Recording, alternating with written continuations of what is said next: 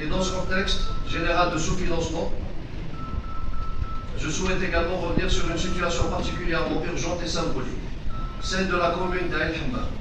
Au permanent, une délégation a pu mesurer la détresse d'une population confrontée à des démolitions brutales, souvent jugées non fondées, alors même que certains bâtiments restaient structurellement sains. Même au-delà de la douleur, l'espoir demeure celui de voir cette ville ancestrale renaître dans la dignité et le respect des lois. Deux priorités doivent être traitées immédiatement. La réouverture de la route principale, axe vital pour la vie économique, sociale et administrative de la commune et des localités voisines. La réouverture du marché de El Hamma, véritable moteur économique et espace de lien social pour toute la région de Michli.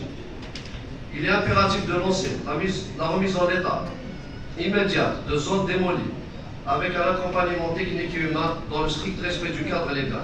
Des solutions existent, il suffit d'avoir la volonté politique de les appliquer.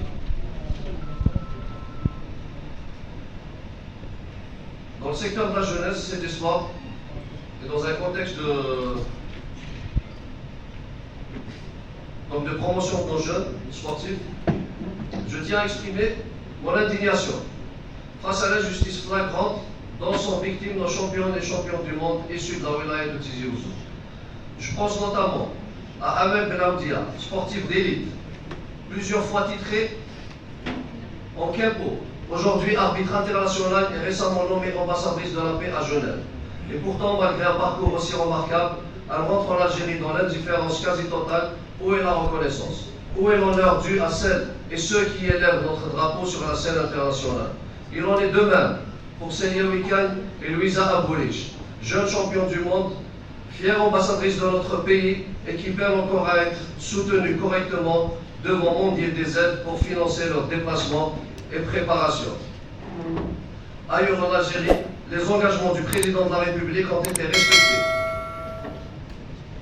Des logements ont été octroyés, des appuis concrets apportés. Pourquoi pas à Tizi Ouzou? Je lance ici un appel solennel